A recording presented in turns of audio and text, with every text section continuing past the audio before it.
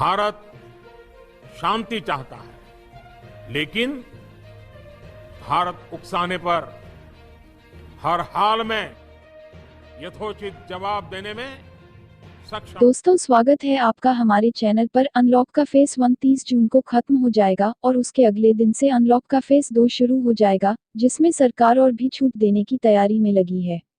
लेकिन दूसरी तरफ चीनी बीमारी के मरीजों की केस में बढ़ोतरी देखी जा रही है, तो क्या आगे दोबारा लॉकडाउन लगेगा या बढ़ते मरीजों को देखने के बावजूद इसे नहीं लगाया जाएगा? इन सभी बातों की जानकारी लेने के लिए हमारी वीडियो को अंत तक जरूर देखिए।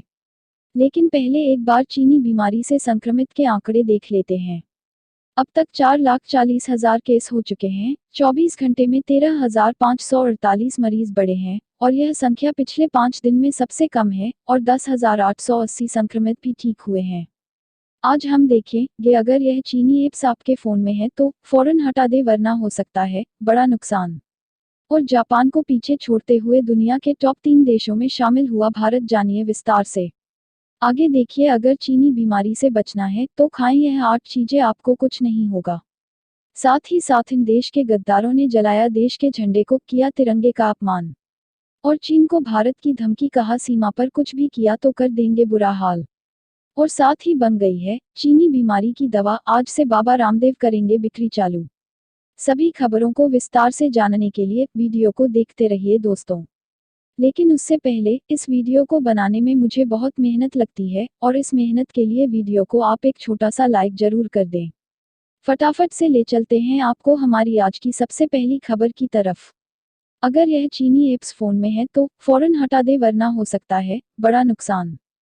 भारतीय सुरक्षा एजेंसी ने चीन के ऐसे 50 से ज्यादा ऐप्स की पहचान की है। यह भारत की आंतरिक सुरक्षा के लिए बेहद खतरनाक है। सुरक्षा एजेंसियों की रिपोर्ट के मुताबिक इन ऐप्स के जरिए देश और सुरक्षा से संबंधित अहम डाटा भारत से बाहर भेजा जा रहा है। जिन मोबाइल ऐप्स को देश की सुरक्षा के लिए खतरा माना गया है, उनमें टिकटॉक, हेलो, यूसी ब्राउजर और जूम शामिल है। इसके अलावा महिलाओं के लिए शॉपिंग ऐप जैसे साइन और शोमी को भी सुरक्षा के लिहाज से बेहद खतरनाक कहा गया है।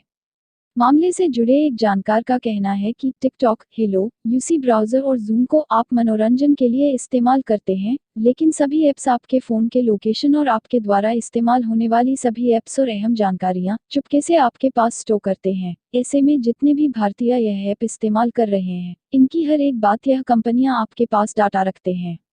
अब जानते हैं दोस्तों, जापान को पीछे छोड़ते हुए दुनिया के टॉप 3 देशों में शामिल हुआ भारत।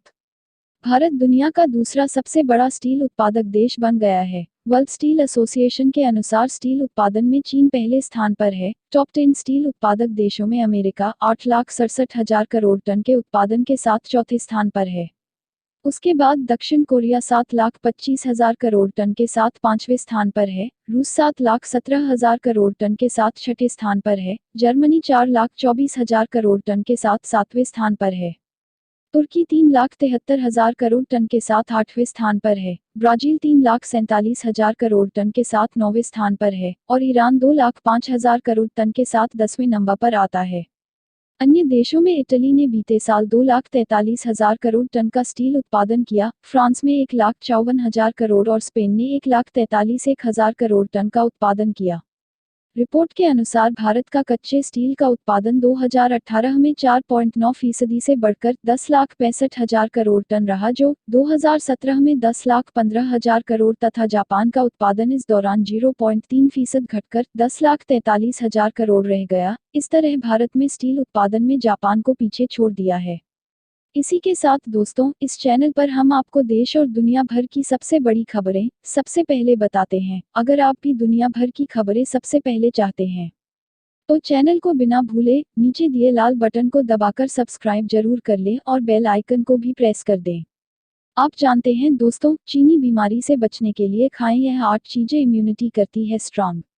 जैसे कि आप जानते हैं, चीनी बीमारी का कोई भी वैक्सीन अभी तक नहीं निकाला गया है। ऐसे में आप अगर चीनी बीमारी से बचना चाहते हैं तो केवल एक ही रास्ता है कि आप अपनी इम्यूनिटी को बढ़ाएं और यह करने के लिए आपको इन चीजों का सेवन करना बहुत जरूरी है।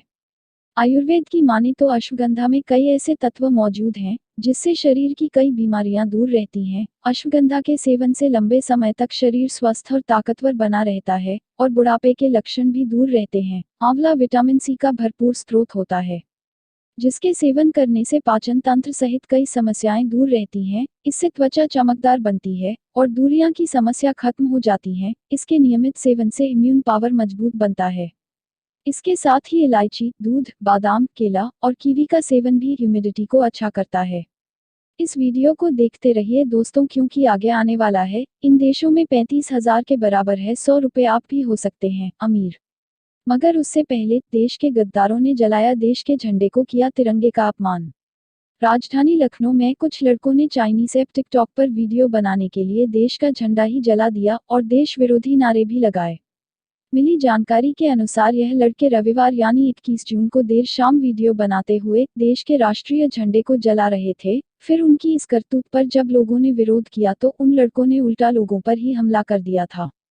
बता दें दोस्तों, लखनऊ के बाजार खाला में कुछ लड़कों द्वारा यह हरकत की गई। लखनऊ के चारों आरोपित टिकटॉक को लेकर तिरंगा झंडा जलाने के साथ साथ देश विरोधी नारेबाजी भी कर रहे थे। वहां से जा रहे दो नागरिकों ने भी इसका विरोध किया। दो अन्य नागरिकों के मना करने पर चारों लड़के आक्रोशित हो गए और उन्होंने मना करने वाले दोनों युवकों पर हमला बोल दिया।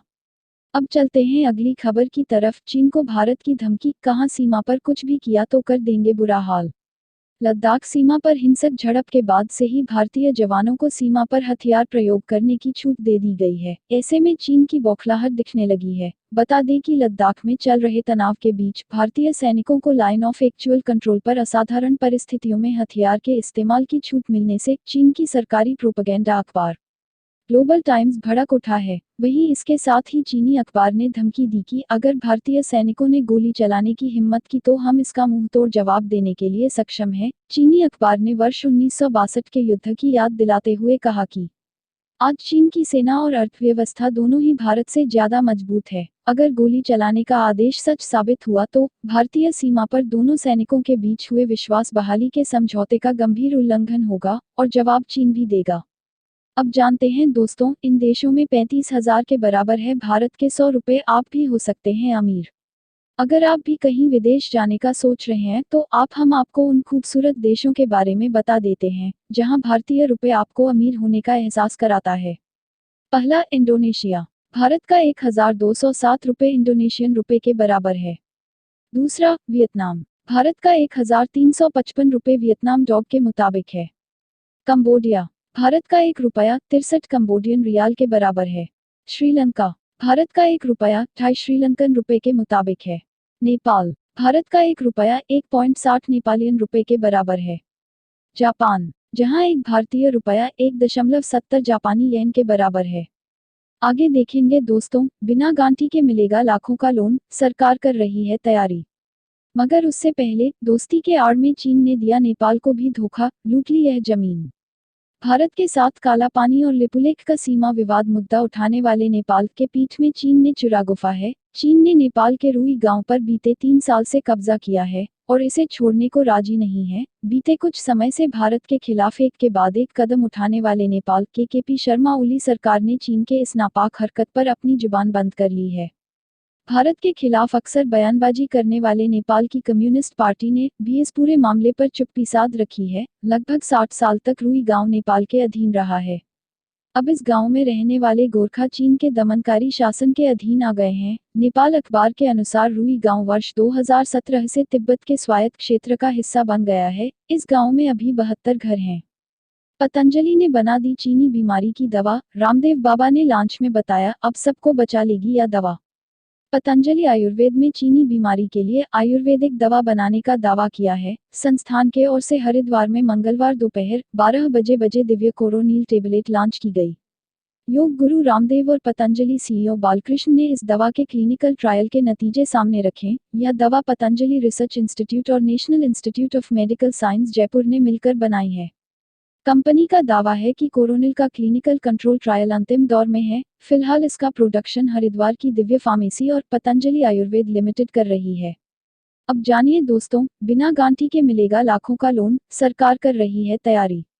किसी भी कारोबार को शुरू करने के लिए लोन की जरूरत होती है, लेकिन बैंक लोन बिना गारंटी मिलन अपने आप में एक बड़ी चुनौती रही है, पर अब आपको गारंटी देने की जरूरत नहीं पड़ेगी। सरकार एक सबऑर्डिनेट योजना बना रही है जिसके तहत बिना गारंटी आपको लाखों रुपए किया बड़ा लोन आसानी से मिल जाएगा। सबऑर्डिनेट पैसे असुरक्षित यानी बिना गारंटी वाले कर्ज को कहा जाता है। एमएसएमई को कोऑर्डिनेट ऋण प्रदान करने की 20,000 करोड़ रुपए की योजना के दिशा निर्देश को अंतिम रूप दे रही है। इससे पहले एमएसएमई मंत्री नितिन गडकरी ने कहा कि 1 जून को मंत्रिमंडल द्वारा 20,000 करोड़ रुपए के प्रावधान को मंजूरी देने से 2 लाख एमएसएमई इकाइयों को लाभ होगा। इसी के साथ आगे देखिए, यूपी में 1 जुलाई से खुलने वाले हैं स्कूल, सभी शिक्षकों को आना अनिवार्य होगा। मगर उसे पहले राजस्थान में 1,000 पदों पर निकली भर्ती, जल्दी करें आवेदन। राजस्थान में 1,000 से ज्यादा पदों पर जूनियर इंजीनियर भर्ती के लिए फिर से आवेदन मांगे हैं। RSMSSB द्वारा जारी आधिकारिक नोटिफिकेशन के मुताबिक योग्य उम्मीदवार इस वैकेंसी के लिए 8 जुलाई तक आवेदन कर सकते हैं। आवेदकों को अप्लाई करने के लिए सिर्फ 15 दिन का समय दिया गया है। योग्यता इच्छुक उम्मीदवारों आधिकारिक वेबसाइट rsmssb.rajasthan.gov.in पर जाकर ऑनलाइन आवेदन कर सकते हैं। अब जानिए दोस्तों, भारत से कब खत्म हो जाएगा बैलेंस, जाने क्या कहते हैं ये आंकड़े। महामारी के मरीजों की संख्या में बढ़ोतरी जारी है, लेकिन अच्छी बात यह है कि इस महामारी से ठीक होने वालों की संख्या भी लगातार बढ़ रही है। साथ ही संक्रमितों के मामले में भारत की स्थिति दुनिया में कई देशों से बेहतर है। केंद्रीय स्वास्थ्य मंत्रालय ने सोमवार को कहा कि घनी आबादी के बावजूद भारत में प्रति लाख व्यक्ति पर महामारी के मामले दुनिया में सबसे कम है। साथ ही ठीक होने की दर अब करीब 56% पर पहुंच गई है। मंत्रालय ने एक बयान में कहा, यह कम मामले चीनी बीमारी की रोकथाम प्रयास रोकने और प्रबंध के लिए केंद्र सरकार के साथ राज्य और केंद्र शासित प्रदेश के उठाए गए क्रमिक एहतियाती कदमों की बदौलत हुआ है। अब जानिए दोस्तों, यूपी में 1 जुलाई से खुलने वाले स्कूल, सभी शिक्षकों को आना अनिवार्य होगा।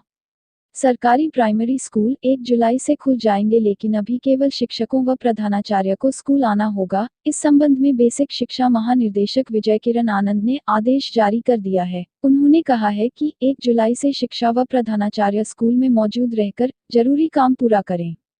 इसमें सबसे पहले शारदा अभियान के तहत 6 से 14 वर्ष तक के बच्चों का प्रवेश अनुसूचित करना है। दीक्षा ऐप के जरिए शिक्षकों को अपना प्रश्न भी पूरा करना है। वहीं राज्य सरकार द्वारा विकास हेतु आधारशिला ध्यानाकृष्णा और प्रशिक्षण संग्रह का परीक्षण भी प्रभावित है।